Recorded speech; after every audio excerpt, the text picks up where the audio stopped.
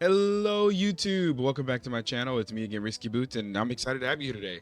So I was just playing some Pokemon Unite, just kind of like casually for the morning. I was playing like a ranked game, and actually I had like a really good team. And so I've been playing around with the new like items, the gold amulet. And so I had this really good game. I was just playing casually, not really playing to record, but I had this game and I was like, sure, why don't I just go ahead and post it for you guys? And like, I was looking to make a Dodrio video, so I saved it. So let's just get into it. And because it's like pre-recorded, I can just talk about the build as we play, so we don't have to do an opening video or like an opening. So let's get into it. Let's jump into it. Oh, drop my stuff. Pull this back here a little bit. There we go. That way it's not distracting. Yeah. So to give a little bit of context, so Unite added like 2 new items to the game. They added the gold amulet and they added the choice scarf. The gold amulet got like a small rework to kind of reduce its effect a little bit and kind of like make it a little bit more balanced, which is fine. But pretty much the thing that I'm focused on with the gold amulet is, especially like in this game, I had to go top lane. I did not want to do that because gold amulet works best in the jungle. And so did I lose a little bit of experience? Yeah, I did. But overall, like when you're playing Dodrio, you just have to play a little bit more conservative. And so with this build, I actually went Aeos Cookie, Gold Amulet, and Attack Weight.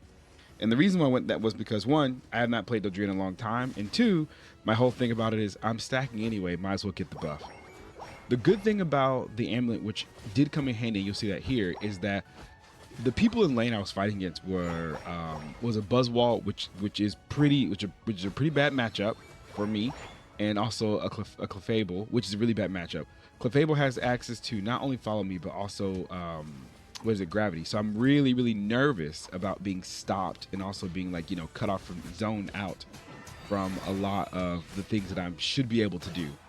But early game, I got a good rotation from my Scyther, which is really good. Scyther is also vulnerable to that Clefable, but also the Buzzwall is very dangerous because Buzzwall, once his man catches you, it's kind of game over. It's kind of game over. So I have to really play conservative because Dodrio, you know, as a speedster, does not have a lot of health. I'm forced to play lane. And as you can see in this game, this Buzzwall he is zoning me out. He's looking for me, and my teammates we're playing very conservatively. So I mean, I myself cannot do too much damage to Buzzwall, as you know, his boosted basic attacks. You can tell if someone's stacking. So that right there, you can tell he's stacking. I think at this point I have a few stacks, and I think I count like 3 or whatever. And so this kind of goes to the reason why the amulet gives him 240 health. Aeos Cookie gives you a flat 240 health. And so as you stack, you get another 240 health, I think. But pretty much you get almost like another health bar, depending on what character you are. Dodrio can almost get like 3 health bars. But at the same time, like, my defense is not that big. I decided to go for the drill peck build. So I decided to not to Fergo damage. And so my goal for this game is to just apply a pressure, like field zone pressure to my opponent. So like overall, like I'm not focused on like really like team fights. I want people to know that there's a whole map out here and I'm around the whole map. So I'm focused only on speed, running around. When I come back, I want people to know that I've, you know, displaced them with the drill peck. Drill peck does not do the most damage because the CC on it is very good, allowing you to push objectives into lane, allowing you to like you just kind of surprise your opponents out of the bushes with a drill peck, and you kind of like take them from like A all the way to like, you know, like Z. And here I got grabbed by Buzzwall, and he got a lot of life back, and I was able to outlive that, and also I was able to KO the hunter, it looks like, and also contribute. I think I die here. Oh, okay, no. So because at the same time I did that, I was what is it? I was able to go agility, and agility is a CC cleanse. So I was able to kind of get out of Buzzwall's grab, and you see I'm playing around as he keeps trying to grab me. I'm kind of playing around, trying to baiting him out. So I don't go for like, you know, the objectives because 1, I can't deal by myself. The Dodrio does not have a lot of damage output to confirm objectives, which is really good. So having, I think, Scyther there was really good blessing in disguise. But if it was me by myself, I would not have attacked it, not without jump kick or double kick. It was really hard. So here I see my team, right? They're in a fight for the second base. So I ult, hoping to cause a little bit of disruption. It did not work. And so I decide to retreat with my 22. And so I decide to, since they have two people already KO'd, I decide to go ahead and start putting on pressure farming because I have this amulet. And this amulet allows me not only when I get, get a KO to get like a little like, increase in movement speed, but also this tells my opponents that, hey, there's someone down here. So you need to figure out how to split your resources up to figure out what you want to focus on. Do you want to focus on, this team fight and really stopping this Regieleki, or do you want to focus on this Dodrio down there who they do not have their jump pad up? So this is why I was able to do it. They don't have their jump pad up. And also my team was able to get some KOs. But it does apply like a little bit of pressure and a little bit of decision-making skills where it's like, what is the best thing to do at this time? Should I contribute to this team fight and defend this base that may or may not even be important? Or should I go down and stop them from getting ahead in the game point-wise? And as you can see, my strategy is working because, we can see now that we're up by 200. Like, we're about like what? Like, we're just 214, they're 19. They have barely scored. So because my goal is like, pop in when I can, displace my enemies to show that, hey, I'm still around. And also, as you see this Clefairy, they're scoring 1. They're focused on scoring. When you see your opponent scoring like 1 or 2 and like dying to score that 1 and 2, this means that they're stacking, and that means that their characters are not online yet. We're 4 minutes 55 seconds of the game. We have stack deprived them from their damage and also their HP, and also they're nervous about me as a Dodrio going behind them, backlining, and also like KOing their people, displacing them. And so, like you just saw that right there. Like I just popped in when he was trying to sap sip the slow bro. And my job, I don't need to get the KO. My job is to make sure that my team knows that they feel a little bit comfortable that I'm going to be around when I can be around. And I can see right here this Gengar. In the gameplay, Gengar is invincible. However, this was the one thing I didn't like, was Gengar was able to catch me, even though I was like, we'll go up here a little bit. Even though I was like, agility and everything else, and like he was able to catch me, which is fine. All right, so they're doing good in this team fight, and so I have essentially like split their resources the entire time, and I'm able to do that as Dodrio. I will say, like, Pokemon that this works best with, this amulet, is probably Dodrio, Talonflame. I will say when it comes to backlining, you have to be very, very mindful of what is happening on the map at all times. So one, the surprise element of you being anywhere at once. It works amazingly well with Dodrio because Dodrio has access to its ult where it's able to just zoom across the field and pop it when it wants to. So there's that surprise element factor. And as you see, like, Buzzwole is really trying to catch. He's caught me twice. And he caught me a third time, actually. And I've lived. Oh, I died that time. But I lived through most of it. And I was able to take 3 of those Sapsticks because of the health boost from the amulet and also the health boost from the Ales Cookie. So something I'll probably change for the build, maybe. Maybe anti-heal? I don't really know. I don't think so. I'm back now. Let's see what I'm doing these days. And so we are 50 seconds away from Rayquaza. So here, like I said, like I'm focusing on scoring. I'm focusing on just applying pressure to my opponents. And I'm picking up all this sweet Ales energy. So knowing me, I see that there's 3 people down there. I only have 2. I have 2 team members at the top. And they're in like a 5. Well, I think this is a 4v5 or something like that. So me, Dodrio, using Dodrio's passive, Dodrio's able to score 3 times. So I'm able to score at a faster rate. So there's 1. There's 2. I was able to score 24 points without being interrupted. And as you score, you can try to score again and just continue scoring. So if you score 1 time and they interrupt you, just try again because you score at a faster rate. So with this amulet, you're scoring it even faster. And so as you can see, the scoreboard is 268 to 20. So they have been focused on stacking. They have not been focused really on too much. And maybe the last like fight. So you see this Buzzwole really got me. I tried to ult, but it just didn't work. So we're gonna follow Glaceon here. They got me. They have burned my ult, so I do not have my ult for this game.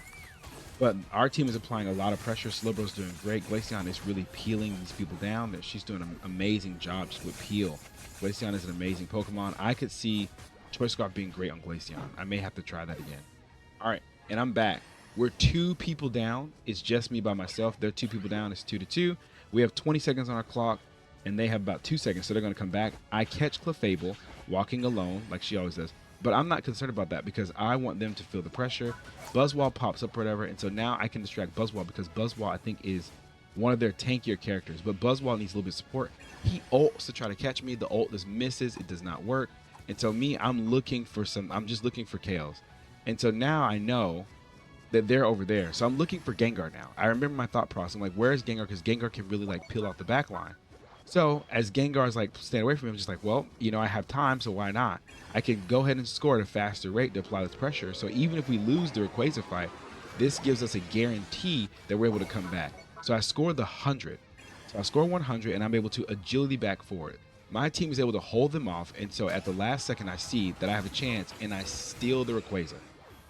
I complete steal the Rayquaza, whatever, because that Drill Peck, like I said, not only gives me the displacement, but it also gives me the ability to kind of like, zoom into fights that I need to.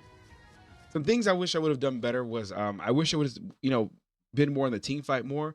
But because of Buzzwall and Clefable was running Follow Me, which is just as dangerous as I would say just as dangerous as what's it called? Gravity is just as dangerous. I don't think it's too much anything different. Gravity would have stunned me and also stopped me from using agility out of it. Follow Me actually brings me into her, which is just as dangerous, bringing me closer to Buzzwall.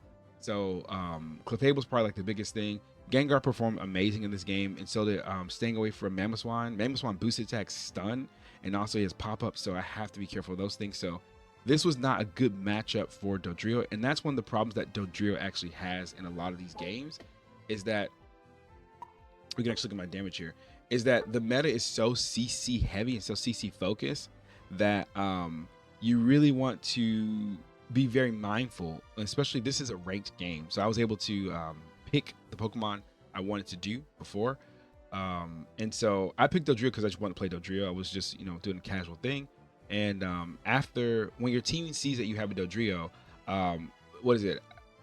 Umbreon was banned. So Umbreon's like the biggest threat to this Pokemon. Suicune was banned, Psyduck was banned, and also Blaziken was banned. So those 4 Pokemon were banned. So this gave me the opportunity to play this Pokemon, which was really great. Umbreon being able to just mean look you, and you're just kind of gone. Suicune with the area crowd controls, which I hate Suicune as a character, but don't get me started. But also I had like a really good Trevenant. Like my Trevenant was really good. Trevenant went what's it called, Curse, because Buzzwall does have to get close, so he was able to kind of like use that damage and that curse to kind of like take the health that he was take back the health that Buzzwall was stealing from him, which was really great, and also continue to CC him.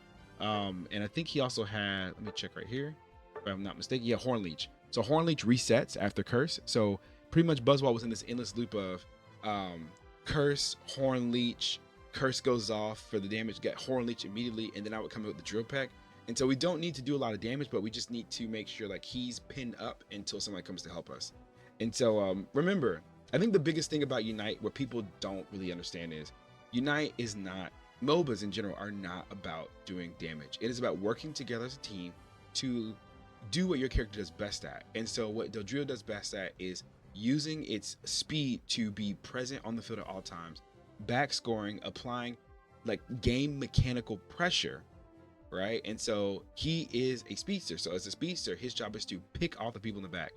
If I would redo this, I would focus more on Venusaur if I could find him. I could not find Venusaur for the life of me, and he was solar beaming somewhere. I didn't get hit by any of his solar beams, but he was in the back line. I think he was protected by Mamoswine. And so, seeing that or whatever as speedster, you should always be doing something. And so because I could not get any KOs, my job is to apply pressure elsewhere. So shout out to my team. Their names are up there. They're all great players. This was probably one of the best games I've ever played. So I wanted to bring it to you. And so, yeah, I hope you guys have a good day. Like and subscribe if you haven't liked and subscribe. And let me know what you think about these kind of videos. Like if you want me to do like more of the playback, what were you thinking, Risky? Like how was your mindset? Like what were you doing at the time? What could you have done better?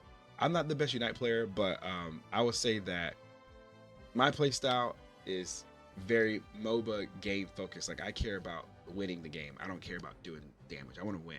And sometimes, you just got to do what you got to do to win. And looking at the final score, I say I apply a lot of pressure. They didn't take any of our goals. We got 368 points, and they only scored 20 because I think they're focused more on stacking. And that's the hard part about, these stack characters is like, especially Buzzwole with low mobility. When they don't stack early game, they're missing out on a lot of damage and a lot of effects that they just don't have. But early game, if you can get some stacks early game, you can just kind of snowball things like apps and stuff like that. But that's another video for another day. I'll catch you guys later. Enjoy your day, and see you guys on Aos Island. Bye.